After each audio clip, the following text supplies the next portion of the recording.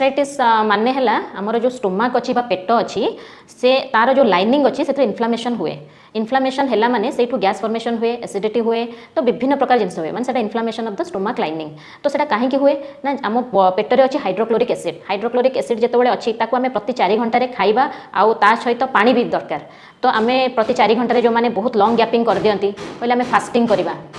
fasting कले कौन हम ना आम वेट लुज पाई झील मैंने आजिकल फास्टिंग खाइबेनि लास्ट बेलू जो खाती से इन्फ्लामेशन स्टार्ट हुए स्टोमाक्र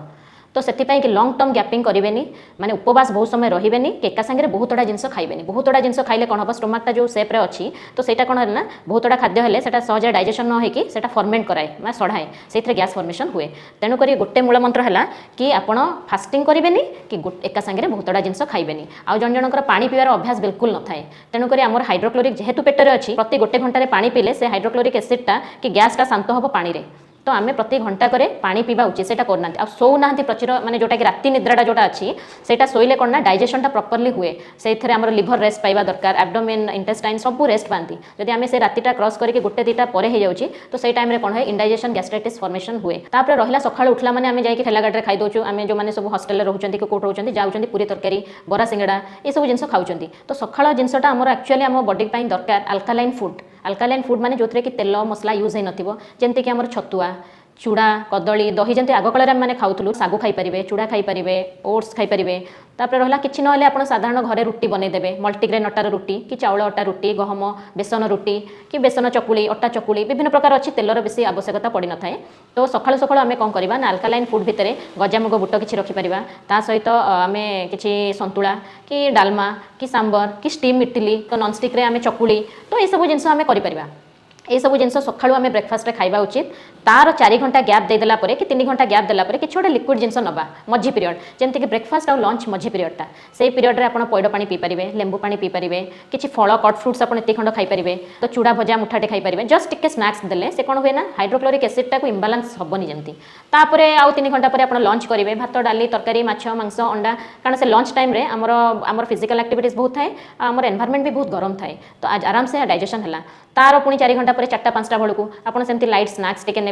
आउ डिनर जिते आम सूर्य जमा रुहंती आमर बॉडीर माने बहुत आम रेस्टलेस हो जाता कम करी से बॉडी कहे कि आमको रेस्ट नवा से टाइम रेस्ट करा आम जब बहुत मात्रा खाईदे पेट भर्ती कर खाईदे तेज आमर भल निद हेनी कि आम सेल्स गुड़ा आउ माने सी रेस्ट पाई पारे कारण से कम पुणी राति लगे तेणुक राति लाइट फुड ब्रेकफास्ट हेवी आउ आप ब्रेकफास्ट अल्कालाइन करेंगे आउ लंचटा आप हेवी करेंगे ये 3टा करेंगे आउ सकाळ उठिला माने आप पानी पीबे कारण आम धर राति 9टारे डिनर करूँ कि 10टारे डिनर करूँ सकाଳେ उठला 7टा 10 ରୁ 12 आवर्स आम पेट खाली रोचे से टाइम रे ही बेसी एसिड सिक्रेट हुए गैस्ट्राइटिस बेसी हुए तेणुक आप सकाळ उठिला माने आगे पानी पीकी ताकू आगे आम बालांस करवा pH balance alkaline base balance party रे आमर थाए अल्कालाइन पेटर थाए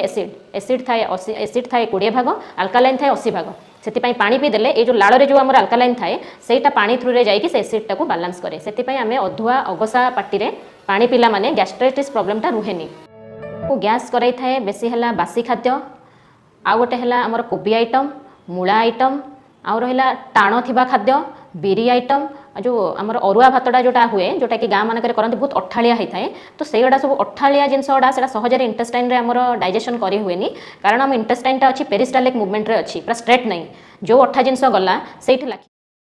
फर्मेंट है गैस फर्मेशन हुए तेणुक आम अठाड़िया जिनस दूरे रहा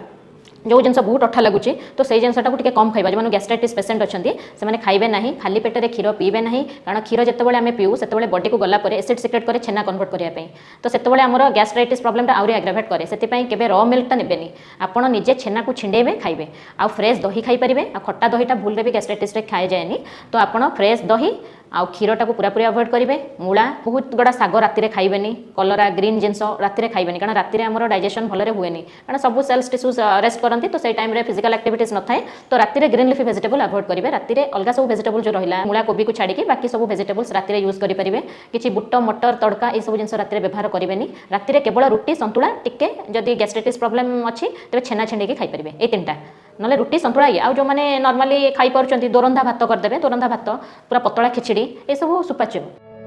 गैस्ट्राइटिस प्रॉब्लम पेशेंट मानक गोटे जिन कह यहाँ भी लाइफस्टाइल डिसऑर्डर तो आपड़ निजे चाहिए गैस्ट्राइटिस कंट्रोलेबल डिजीज थे जदि जोटा आम 3 प्रकार डिजीज रहा गोटे एक्यूट डिजीज गोटे क्रॉनिक डिजीज गोटे फाटल डिजीज एक्यूट माने फ्रेंडली डिजीज ज्वर थंडा आमर पतला झाड़ा स्किन डिजीज यहाँ आम फ्रेंडली डिजीज से आसिले आम बॉडी किसी माने टॉक्सिन क्लीन्स कर दियंती 3 दिन ज्वर है भाइराल फीवर तो आमर टेम्परेचर गेन कला तापर आमर कौन है ना सब ऑक्सीडाइज होगा जिते टेस्यूज सब नष्ट होकर बॉडी रे थिबे तेणुक सीजन चेंज रे ज्वरटा फ्रेंडली डिजीज थंडा है म्यूकस करके बाहर कला झाड़ा है आपंकर किसी माने मॉर्बिड मैटर सड़ा से झाड़ा द्वारा बाहर कला किंतु 3-4 दिन है भाइराल से ठीक बेसी दिन रहिले क्रॉनिक हम स्किन डिजीज है आपंकर स्किन डिजीज करके किसी दिन 5-6 दिन रहा तेज से भी आमर टॉक्सिक को बाहर कला यहाँ फ्रेंडली डिजीज क्रॉनिक आम क्या कहवा डायबिटीज हाइपरटेंशन से क्रॉनिक से कहते आम आसिलु मैंने जीवनी आम तो कंट्रोल कर रखा पड़ो तो गैस्ट्राइटिस भी गोटे क्रॉनिक डिजीज जदि 2-3 दिन गैस है कि 2 दिन है पलैला ठीक अच्छे जब कंटिन्यू कला लाइफस्टाइल डिसऑर्डर आम ताको कंट्रोल करिया को पड़ो केमती करवा ना सकाळ उठी पानी पीवा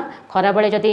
फ्रेश दही अच्छे ताकू खाइबा प्रोबायोटिकटा डाइजेशन भल करिवो राति रे बॉडी सेल्स टिश्यूज माने रेस्ट पाया पे क्षीर समस्त क्षीर तो अलाउ नहीं कारण सिवियर गैस्ट्राइटिस पेशेंट को आम क्षीर दियोनी तो राति भी आप पानी स्किप करेंगे ये 3टा करेंगे किंतु आप टेंशन फ्री रहिबे कारण आमर आजिकल स्ट्रेसटा गोटे एमती प्रॉब्लम है सी कौन कर आम सब प्रकार हार्मोन को इम्बालांस कर दौर सब प्रकार एंजाइम इम्बालांस कर दौर डाइजेस्टिव एंजाइम्स ए एंजाइम रिप्रोडक्टिव जते सब सिक्रेट करा कथा जहाँ आम वर्कआउट करा कथा तो सेरा सब इम्बालांस करुच्ची तो आम बॉडी सेल्स टिश्यूज जदि आम राति रे न रेस्ट पाइला आम चाहिए रहा शोबानी तो सही टाइम कौन है ना सब इम्बालांस हुए इम्बालांस गैस्ट्राइटिस फॉर्मेशन ये सब जिनसा बहुत मात्रा माने जो माने कंट्रोलेबल डिजीज गुड़ा से कंट्रोल होकर रुहेनी डायबिटीज भी हो हाइपरटेंशन भी हो आप राति ठीक 8 घंटा ठीक टाइम न शोचती से भी इम्बालांस होकर रहिबो तो आमर राति शोइबा निहाती जरूरी टेंशन रु फ्री रहिबा निहाती जरूरी सकाळु उठिक एक्सरसाइज करबा जरूरी प्लस आमको अल्कालाइन फूड सकाळे आ मझिरे हाई